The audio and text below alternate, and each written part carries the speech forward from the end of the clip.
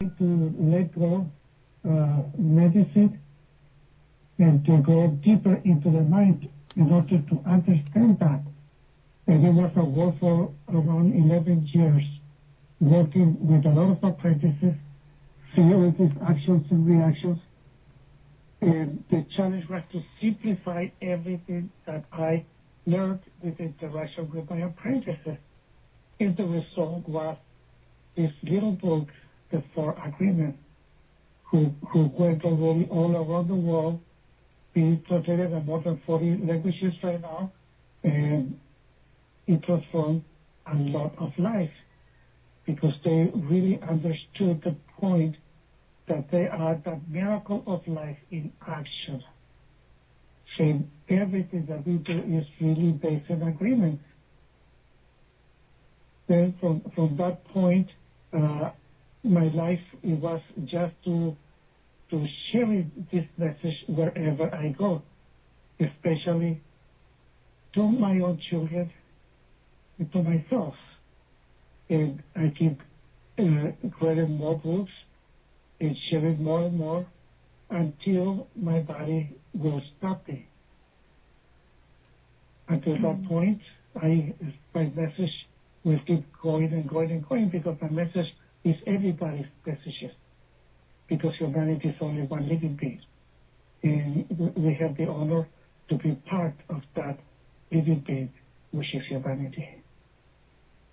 Yeah.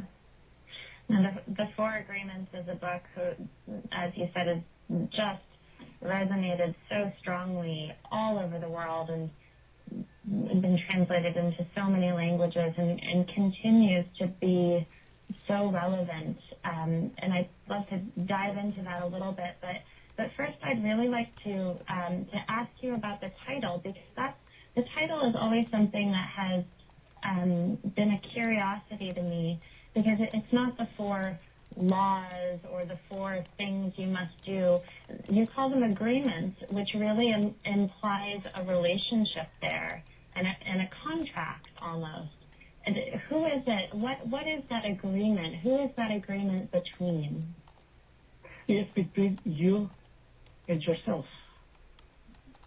It's completely individual. I will be impeccable with my words. You don't have to. You make an agreement and you decide.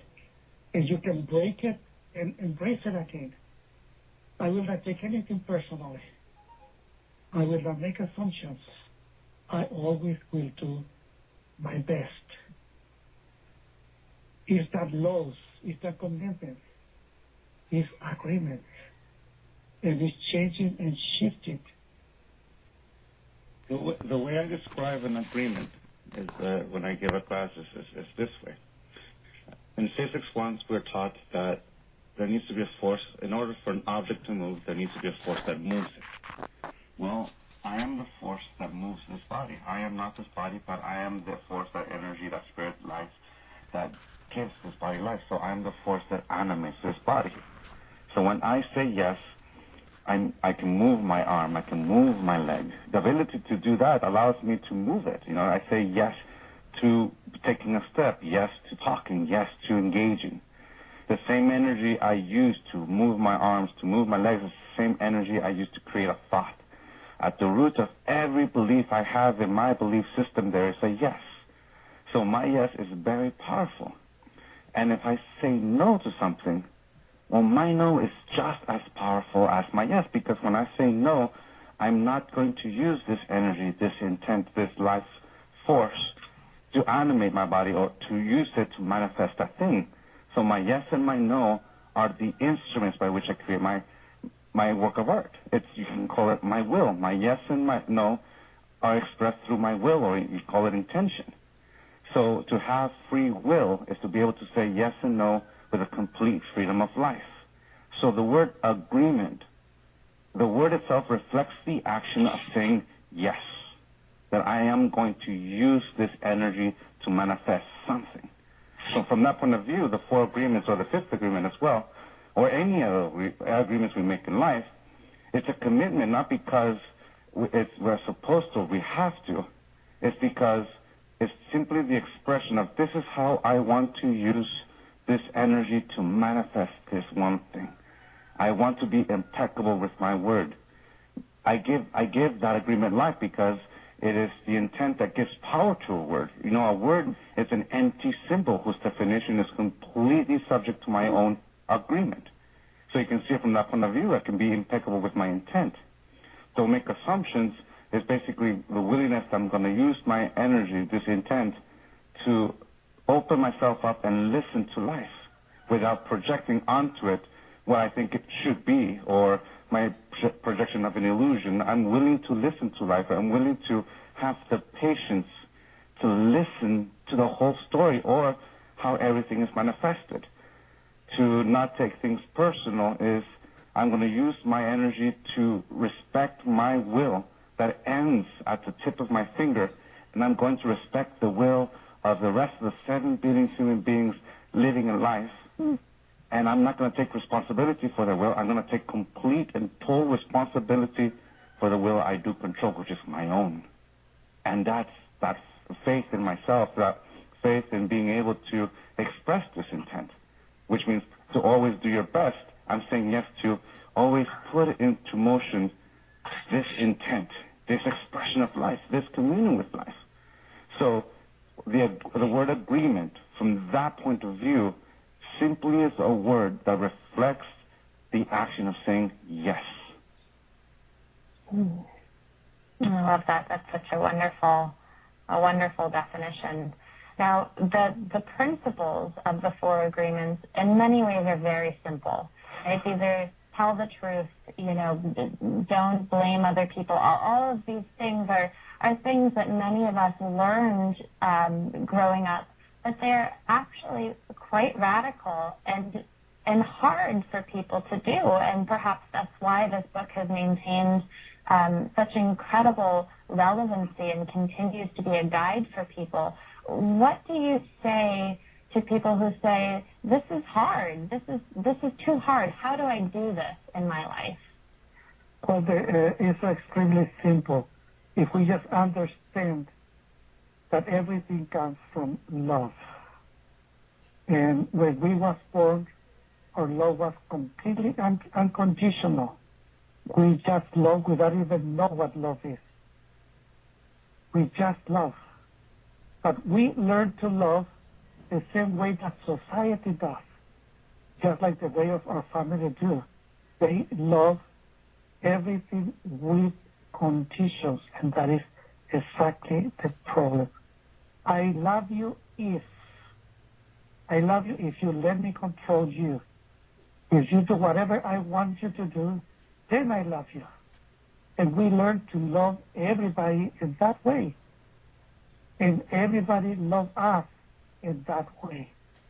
Even we love ourselves with conditions.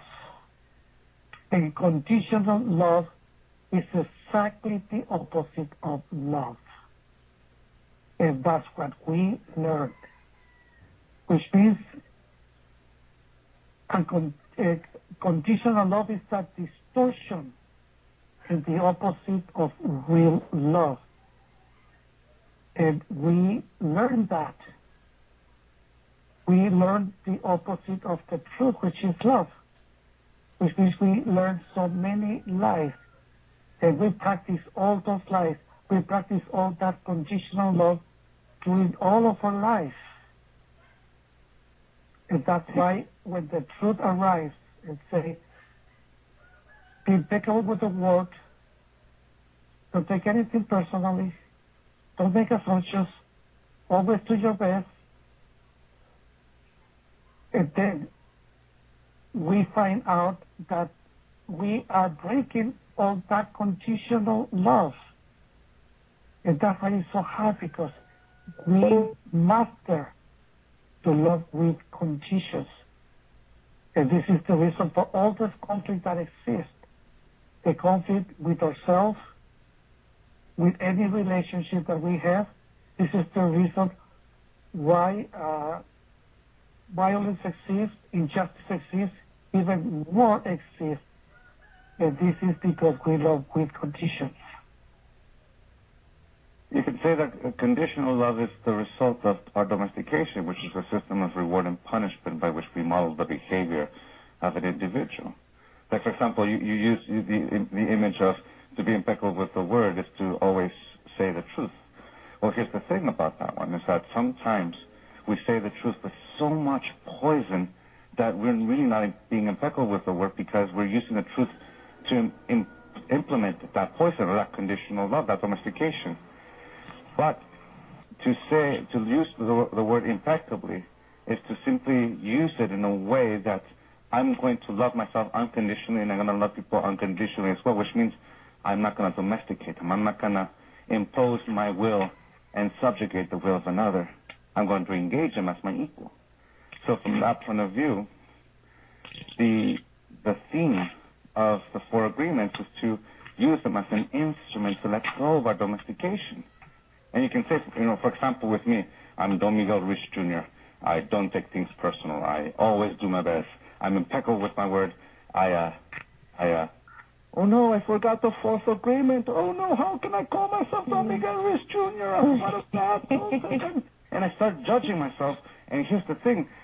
The telltale sign of when I start domesticating myself with the four agreements is the moment when I notice I'm punishing myself for not living up to that expectation, which means I'm domesticating myself. I'm with my conditional love, I'm corrupting the four agreements and turning them into the four conditions of my personal freedom.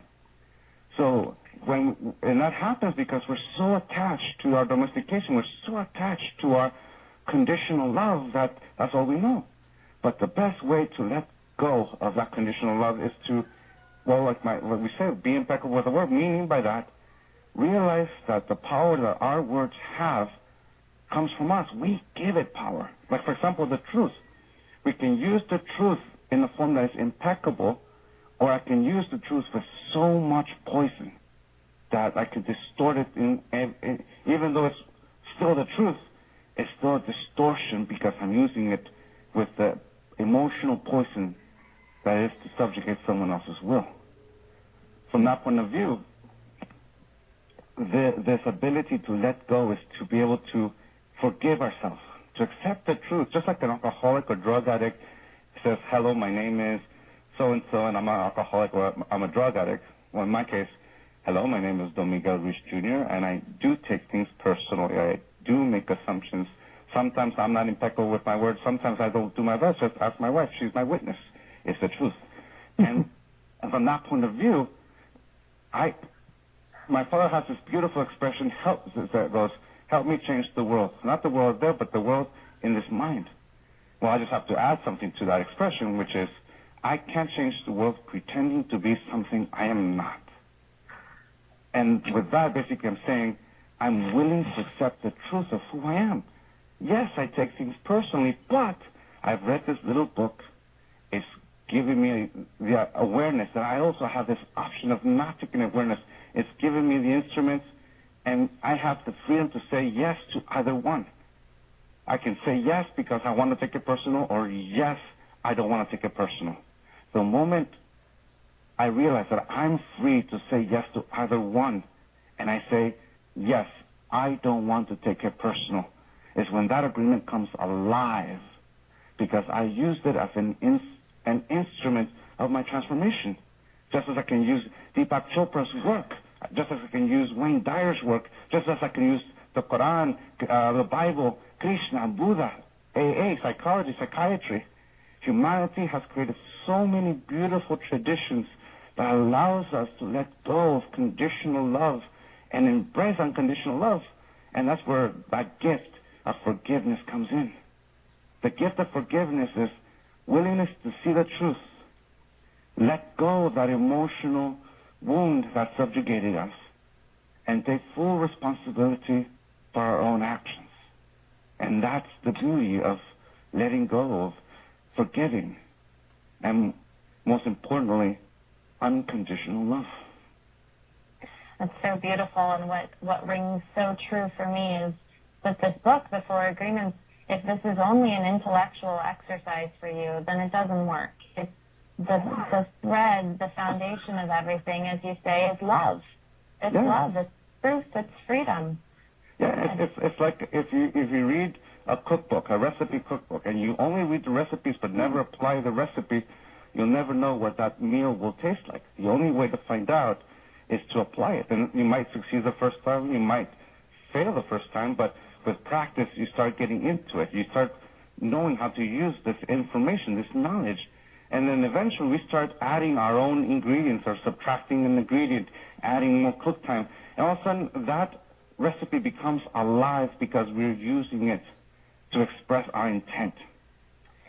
Now, I would like to move us over to a newer book, The 5 Levels of Attachment, which really builds on the 4 agreements. So it takes things to a further level. Tell me about this book. Well, it's the attachment to knowledge is basically when we're so attached to knowledge, we become basically attached to our conditional love. So if we use the image of a flower, let's call it flower awareness. At level 1, the authentic self, this flower is completely open. And it's open because I know that I'm alive. My grandmother had a question for me during my apprenticeship with her, which is, do you control knowledge or does knowledge control you? When I control knowledge, it's an instrument that informs my choice, my will. But when knowledge controls me, knowledge can subjugate my will if I let it. My whole yes and no is dictated not by my free will, by this belief. So the answer to my grandma's question at level 1 is that I am a living being, and I'm aware that I'm a living being, regardless of what I think, regardless of what I know. I am alive, and I can go in any direction in life. Just like a newborn baby, you can see a newborn baby, that infinite possibility that could be anything, because we see in a baby a living being that has his or her life ahead of him.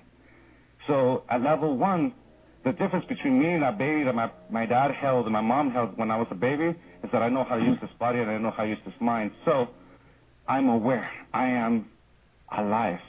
Level 2, preference. Imagine that flower engaging a moment and it closes briefly, and when the moment is over, it's able to detach. Attach, detach. You can have a pulsating flower as it engages with everything. If we lived in New York City, that flower would be going really rapidly, engaging with everything, and disengaging, engaging, disengaging. So basically, preference is realizing that out of all these directions I have in life, I prefer this one. I'm going to say yes to this possibility, this opportunity. And when the moment is over, I'm able to let go. So the answer to my grandma's question is, I am aware that I am alive, that I am the authentic self, and I use knowledge as this instrument to navigate the world. At level 3, imagine we engage a moment, that flower closes, but when the moment is over, the flower does not open again. It stays halfway closed as it engages this thing. And this level is called identity, where I use my definition of self and see myself as more as a symbol rather than the experience of me. I see myself through a definition, meaning by that, I now define who I am by my preference. I can call myself a Toltec, I can call myself a vegetarian, I can call myself all these things, even when I'm not doing those things, even when I'm not engaging in those things. And now identify myself as coloring who I am. And I begin to see myself as this identity. So the answer to my grandma's question is, knowledge and I are one. As we get more attached to this identity, the flower closes even more, because now I'm going to attach myself so much that I begin to domesticate myself. I have to be a good Toltec. I have to be a good vegetarian. I have to be a good father. I have to be, and domestication sets in. The flower closes even more, not willing to let go when the moment is over, because now I have to live up to the expectation. I have to be this perfect, through the eyes of the judge, version of me, worthy, and I have to be worthy of love, which means I simply see myself and love myself conditionally. I begin domestication. So the answer to my grandma's question is, knowledge gives me the rules by which I live my life, but also how I love myself. Which leads us to level 5, fanaticism, which is the flower closing so much that I'm no longer willing to see life. You see, at level 4, my beliefs, my ideas become filters that distort my perception. The world has to fit my point of view, just as I have to fit myself. The world has to fit my conditional love. People, life. But at level 5, I'm not even willing to see life. I only want to see what I want to see. And the punishment for judgment, for domestication at level 4 is judgment, a self-rejection. The reward is conditional love. Well, at level 5, that punishment is hate, anger, prejudice.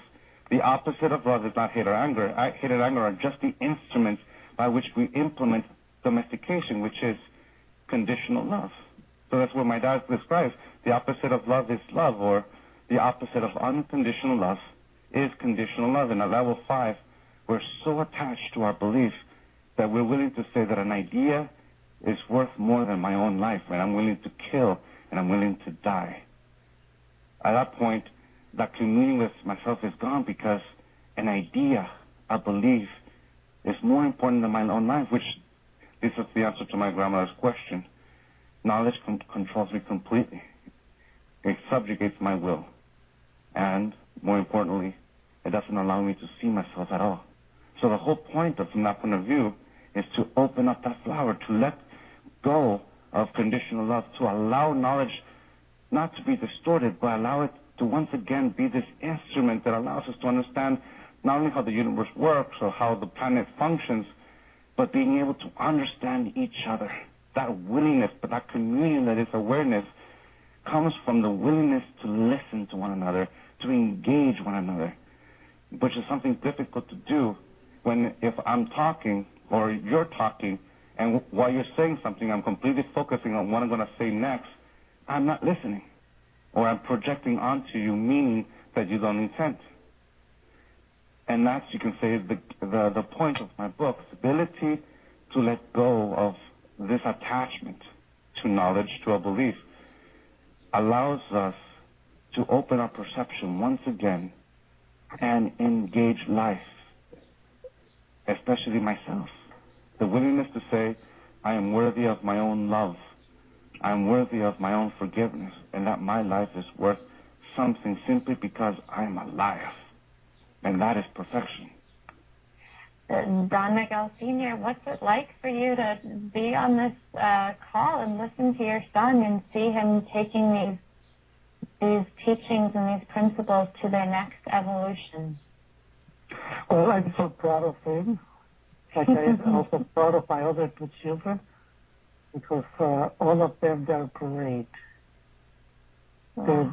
He's a complete individual, and he's completely responsible for his own creation, and is a great messenger that is giving that message of love wherever he goes. And I'm so happy just to see, the result of all the effort that he did in life, and that he keeps doing it because it's him. And I'm just so happy to see him very happy. Well, it's so evident in speaking to you both that you are true embodiments of the teachings that you share with the world, and your love and affection for one another is really beautiful to see. I like being his son. It's fun.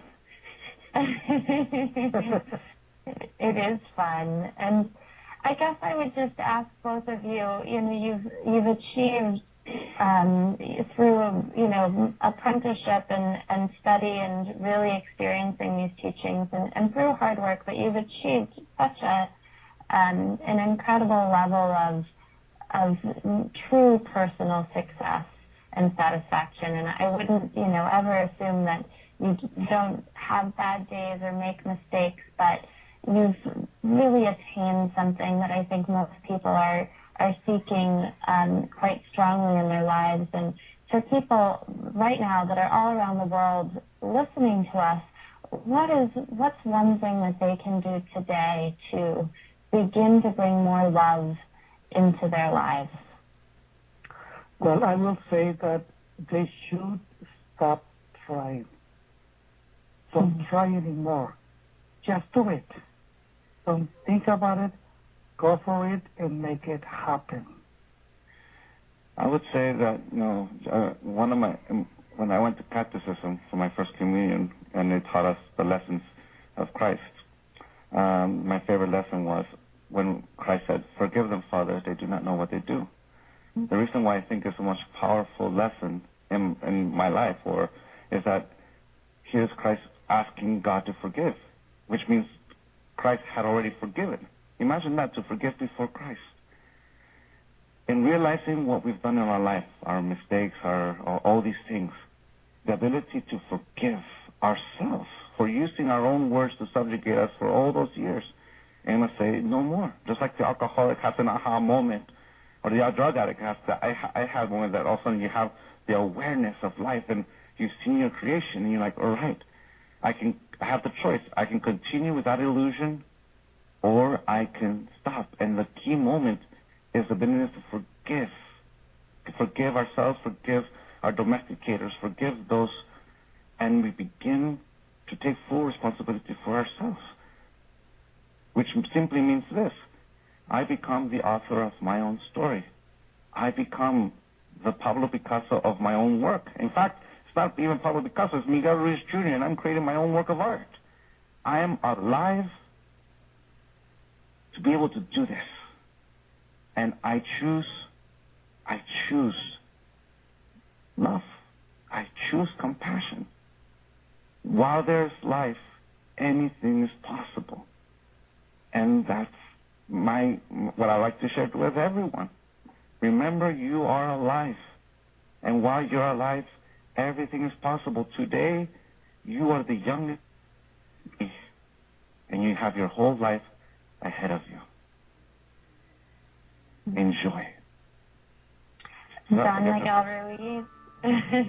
Don Miguel Ruiz Jr., thank you so much for being with us today. We've enjoyed it immensely, and we can't wait to see you this summer for Seduction of Spirit with Deepak at the Chopra Center. Really looking forward to that. Thank you so much for the opportunity. It will be such a wonderful honor and such a fun time.